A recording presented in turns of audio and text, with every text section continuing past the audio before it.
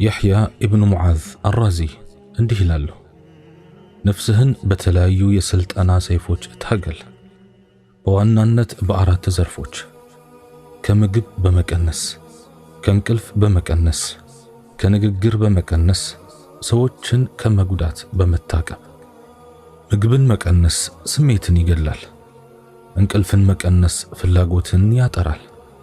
ንግግርን መቀነስ ከአደጋ ይጠብቃል።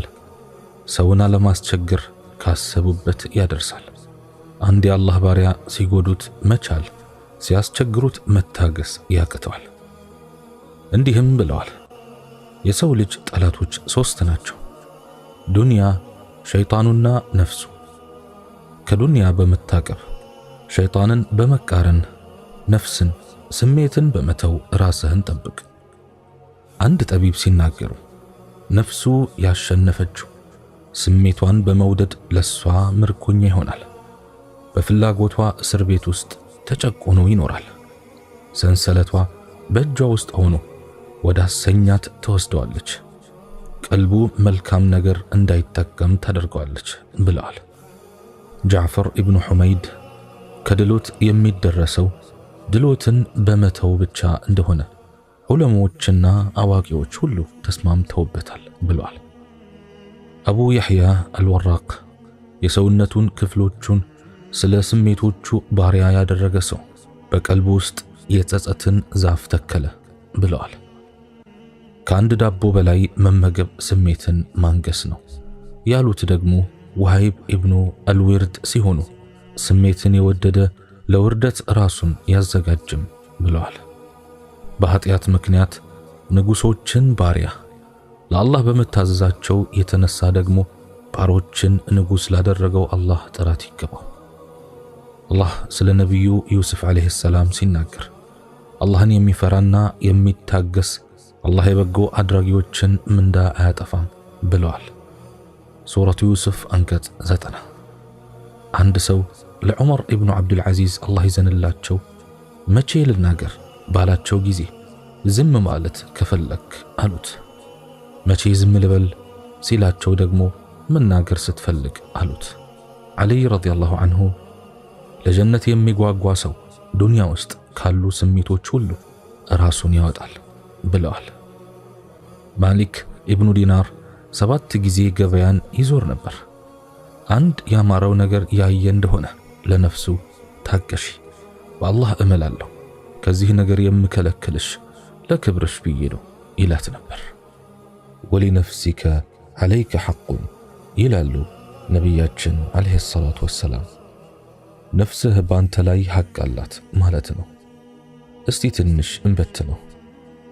አዎን የሰውን ልጅ ነፍስ የተፈጠረችበት ባህሪ አላት። የራሷ መሻትና ዝንባሌ አላት። ስለዚህ ከተፈጥሯዊና በጎ ዝንባሌው አንጻር መብቷን እናክብርላት። ሙሉ በሙሉ ካልታወረች በስተቀር የየትኛውም ሰው ልጅ ነፍስ መልካምና መጥፎን ትለያለች፣ ደግና ክፉን ታውቃለች። ለዚህም ነው በጎ ነገር ስትሰራ ትረካለች፣ መጥፎ የሰራች እንደሆነ ትኮማተራለች፣ ትሸማቀቃለች፣ ታፍራለች። ስለሆነም ነፍሳችንን አለአግባብ ልንበድላት፣ ልናሰራት፣ ልናፍናት፣ ልንጫናትና ልንጨቁናት አይገባም። መልካም እስከሆነ ድረስ ነፃነቷን ልንሰጣት፣ ፍላጎቷን ልናሟላላት ያስፈልጋል። በነፃነትና በመዝናናት ስምም ድንበር ልናልፍ አይገባም። ከጉዳት ልንጠብቃት፣ ከጥፋትና ክፋት ልናረቃት፣ መንፈሳዊም ሆነ አካላዊ ጉስቁልና እንዳይደርስባት ልንጠነቀቅላት ግድ ይላል። ነፍሳችን መልካም ትሆን ዘንድ ልንገራት፣ ሚዛናዊነትን እንድትላበስ ልናሰለጥናት ይጠበቅብናል። ካጠፋች አይተን እንዳላየን መሆን የለብንም። ልትሸፋፍናት አይገባም። ልናጋለጣት፣ ልንመክራት፣ ነውሯንና እንከኗን ልናሳያት ያስፈልጋል። አንዳንድ ጊዜ ቆም ብለን ነፍሳችን ከነገሮች አንጻር የት እንዳለች መለስ ብለን መፈለግ ግድ ይለናል። ወደ ኋላ ቀርታ ከሆነ መጎተት፣ አላግባብ ቀድማ ከሆነም መመለስ፣ ረስታ ከሆነ ማስታወስ፣ ተበላሽታ ከሆነ ማደስ ይኖርብናል። ያደፈ ገላችንን በእጃችን እንደምናጥበው ሁሉ የጨቀየች ነፍሳችንን በእጃችን ማጽዳት ይኖርብናል። ከወደቀች እኛው ቀድመን እንድረስላት፣ ካጠፋች እኛው ገስጸን እናርማት፣ ከተሰበረች እኛው ደግፈን እናቁማት። እናም ዋነፍሴ ዋነፍሴ የምንልበት ቀን ከመምጣቱ በፊት ዛሬ ለነፍሳችን አለሁልሽ እንበላት። ሰሌን ደህና ማረፊያ አይደለም። አካልን ምቾት የሚነሳ መሻከር እንዳለበት የታወቀ ነው። ነቢዩ ዓለይሂ ሰላቱ ወሰላም ይኸው ሰሌን ላይ ይተኙ ነበር። ሰሌኑም ጎናቸው ላይ ምልክቱን ይጥል ነበር።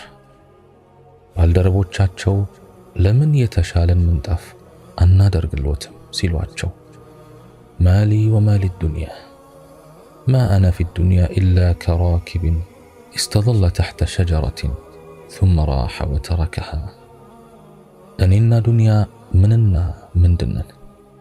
እኔ እኮ ዱንያ ውስጥ ዛፍ ስር ለማረፍ እንደተጠለለ አንድ መንገደኛ ጋላቢ ነኝ። ከዚያም ሄደ ተዋትም።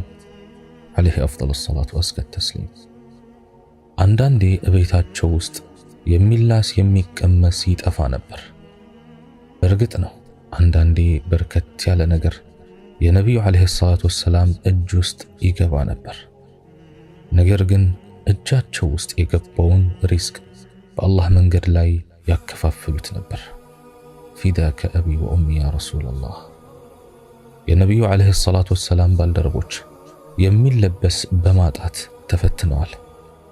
ረሃብን አብዝተው አስተናግደዋል። ግባቸው የአላህን ውዴታ ማግኘት ነበርና ታገሱ። ፈተናውን በአግባቡ ተወጡ። ግን ከነችግራቸው የደስታን ህይወት ገፍተዋል። የኛ ነገርማ ስልማችን ዓለማዊ ሆኗል። ህልማችን የዱንያው ሸቀጥ ብቻ ሆኖ አኺራን ዘንግተናል። ወጋችን ባንክ ነው። ሚዛናችን ሀብትና ዘር ነው። አላህ ያዘነለት ሲቀር ጠፍተናል፣ እየጠፋንም ነው። ለነፍሳችን እንዘን፣ ወደ አላህ መንገድ እንመለስ። አላህ ይመልሰን። ሙሉ በሙሉ ለዚህች ዱንያ ራሱን የሰጠ ሰው በመጨረሻም ይህች ዓለም የሚቀበርበትን ቁራጭ መሬት ብቻ ነው የምትሰጠው። ሙሉ በሙሉ ራሱን ለአላህ የሰጠ ሰው ግን አላህ ስፋቷ የሰማያትንና የምድርን ያህል የሆነችውን ጀነትን ነው የሚያወርሰው። ሞት በየደጃፉ ድንኳን ተክሏል። ሕፃን ወጣት ሳይል ይወስዳል። መደሰትስ በአላህ ፍራቻ ነው። ለሱ መሞት ሕያው መሆን ነው። ለሱ መድከም እረፍት ነው። በሱ መወደድ መመረጥ ነው። አላህ ስብሓንሁ ወተዓላ እንዲህ ይላል፣ أم للإنسان ما تمنى فلله الآخرة والأولى لسو يتمنيو هلو علون وجرشيتم مجمريتم علم يا الله بالجنات. سورة النجم أنكت حارت سكامست بللا قرآن أنكت انديها وأن ليس للإنسان إلا ما سعى وأن سعيه سوف يرى لسوم هلو يسرون جيللا يلون سراوم هلو ودفيت يتهيال. سورة النجم أنكت 39 جنة الله سبحانه وتعالى لملكام باروچو ያዘጋጃት እሱ ነው ለታዛዦቹና ውዴታውን ለማግኘት ዘወትር ደፋ ቀና ለሚሉ ሰዎች የደገሳት። እሷም በቀላሉ የምትገኝ የዋዛ ዕቃ አይደለችም። የአላህ ዕቃ ውድ ናት ይላሉ ነቢያችን ዓለይሂ ሰላቱ ወሰላም። ጀነት የሰው ልጅ የዕድሜ ልክ የልፋቱ ውጤት ናት። በዚህች ዓለም ላይ በሕይወት እስካሉ ድረስ በጊዜያዊ ጥቅም ሳይታለሉ ለሕይወት ፈተናዎች እጅ ሳይሰጡ በመሰናከሎቿ ሳይበገሩ ለብልጭልጭ ነገሮቿ ሳይደለሉ የሚደርሱባት አገር ናት። ዕቃዋ እጅግ ውድ በመሆኗ ዛሬ ከአማላይ የዱንያ መስህቦች ከአስቸጋሪዋ ነፍስያ ከሰው ልጅ ዋና ጠላት ከሆነው ሸይጣን ከአመፀኛው ስሜት እና ከሌሎችም ጋር ኃይለኛ ግብግብ ገጥሞ ማሸነፍን እንደ ጥሎሽ ትጠይቃለች። ጣዕረ ሞት፣ የመቃብር ውስጥ ፈተና፣ የአርዱል ማሕሸር ጭንቀት፣ ምርመራና የሥራ ሚዛን፣ ከሰይፍ የሰላውና ከፀጉር የቀጠነው የጀሃነም ላይ ድልድይና የመሳሰሉት ደግሞ ገና ያላለፍናቸው ወደ እሷ ለመድረስ ከፊታችን ያሉ መሰናክሎች ናቸው። የዕቃዋን ውድነትና አስፈላጊነት ለማን እንደቀረበችም ያወቀ ሰው ግን እነኚህ ሁሉ መሰናክሎች ለሱ ምንም ማለት አይደሉም።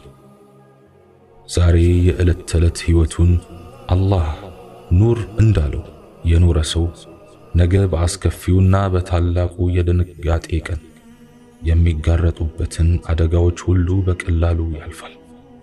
ዕቃዋ ዋጋ ያላት እጅግ ውድ በቀላሉም የማይደረስባት መሆኑን በርካቶች ቢያውቁም ዛሬም ብዙዎች አልደከሙላትም፣ ለፍለጋዋም አልሮጡላትም። የሰነቁት መልካም ነገር ቢኖር ተስፋ ብቻ ነው። ከሥራ ጋር አለመሆኑ ከፋ እንጂ ተስፋ ማድረግማ ማለፊያ ነበር። ብልህ ብሎ ማለት ነፍሱን የመረመረና ከሞት በኋላ ላለው ሕይወቱ የሰራ ነው። ደካማ ብሎ ማለት ደግሞ ደመነፍሳዊ ስሜቱን የተከተለና በአላህ ላይ አጓጉል ምኞትን የተመኘ ነው ብለዋል ነቢያችን አለይሂ ሰላቱ ወሰላም። ጀነት ያለ ሥራ በምኞት ብቻ እንደው አልቻልኩም፣ እኛ ደካሞች ነን፣ አላህ ረሕመቱ ሰፊ ነው፣ አቦ አታስጨንቁና ዱዓ አድርጉልኝ እያሉ ለለውጥ ሳይዘጋጁ ራስን እያታለሉና ስሜትን እየተከተሉ የሚያገኟት አገር አይደለችም። በሌላ በኩል ደግሞ እየሰሩም ቢሆን የአላህን ረሕመት ሳያስቡ በራስ ሥራ ብቻ በመተማመንና በጉልበት ከአላህ ስብሓንሁ ወተዓላ በኃይል የሚቀሟትም አይደለችም።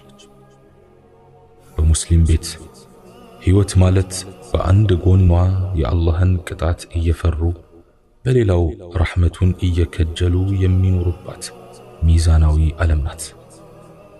ጀነትም ያለ መኩራራትና መመጻደቅ በሥራ እየበረቱ የአላህ እዝነቱንም እያሰቡ ማረፊያ ሊያረጓት የሚያልሟት የሚመኟት አገር ናት። እስቲ ለአንድ አፍታ ራሳችንን እንጠይቅ። ጀነትን ያህል ትልቅ አገር በአላህ ስብሓንሁ ወተዓላ ቃል ተገብቶልን ምነው እኛ ለፍለጋዋ ሞራል አጣን? ለጀነት ሳንደክም ሳንሰራላት ምነዋ እንቅልፍ ያዘን?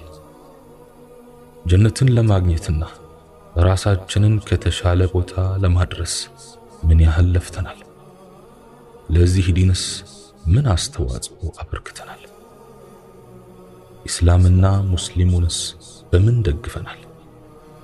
የጀነት መንገዱ እንዲሁ ቁጭ ብለው በወረቀት ላይ በሚነድፉት ታክቲክ ይደረስበት ይሆን? አይደለም። ነገሩ ወዲህ ነው። ቁጭ ብለው እንደሚያስቡት ሳይሆን ሀገሩ ሩቅ ነው። ጀነትን የለፋላት ሰው ነው የሚያገኛት። ሳይደክምና ሳይሰላች የተጓዘ ነው የሚደርስባት። ዱንያ ያላለቀሰችበት አኺራ የምትስቅለት አይሆንም። ዛሬን እንቅልፍ ካላጡ ነገ ረጅም እንቅልፍ አይታሰብም። አላህ ስብሓንሁ ወተዓላ እንዲህ ይላል፣ أم حسبتم أن تدخلوا الجنة ولما يأتكم مثل الذين خلوا من قبلكم مستهم البأساء والضراء وزلزلوا حتى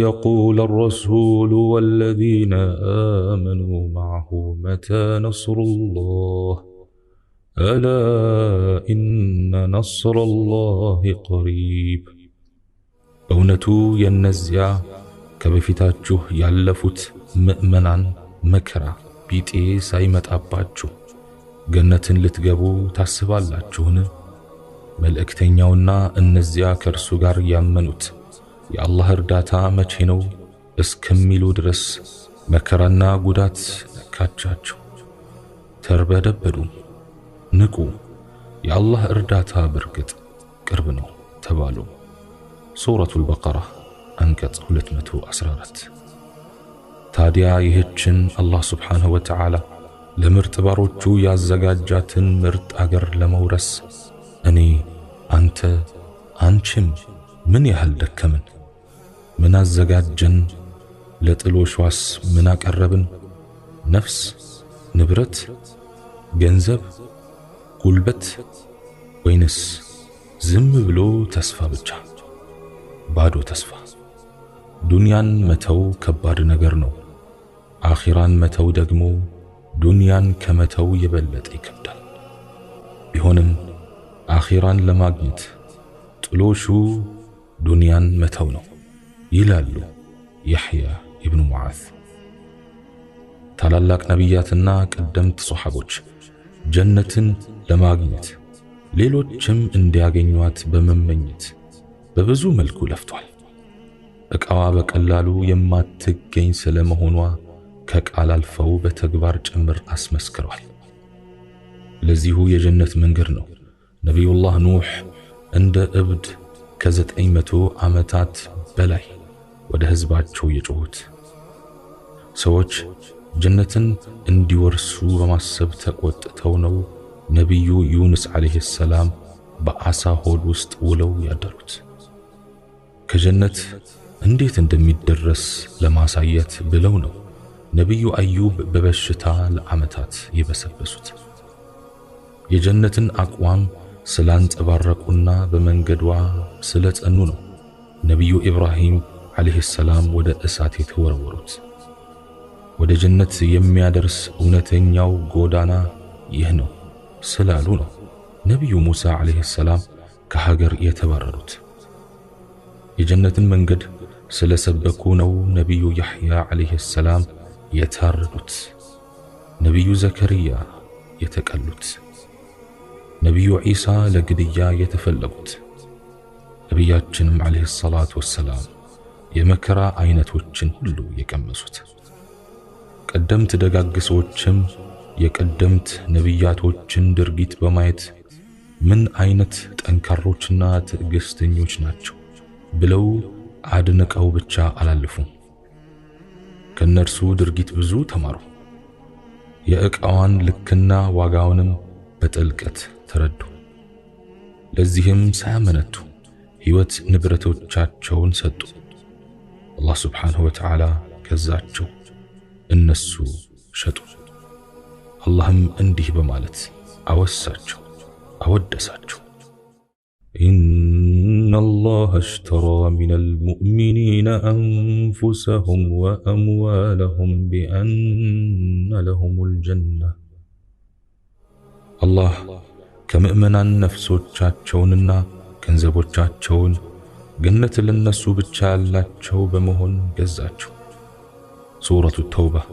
አንቀጽ 111 ይህ ሃይማኖት መንገድ ሁሉ አልጋ ባልጋ ሆኖ አይደለም ከዚህ የደረሰው በጉዞ ላይ እጅግ ብዙ ውጣ ወረዶችን መሰናክሎችንና አስቸጋሪ ጋሬጣዎችን አልፏል የነዚያ ውድና ድንቅ የሆኑ ምርጥ የአላህ ባሮች ክቡር ደም ፈሶበታል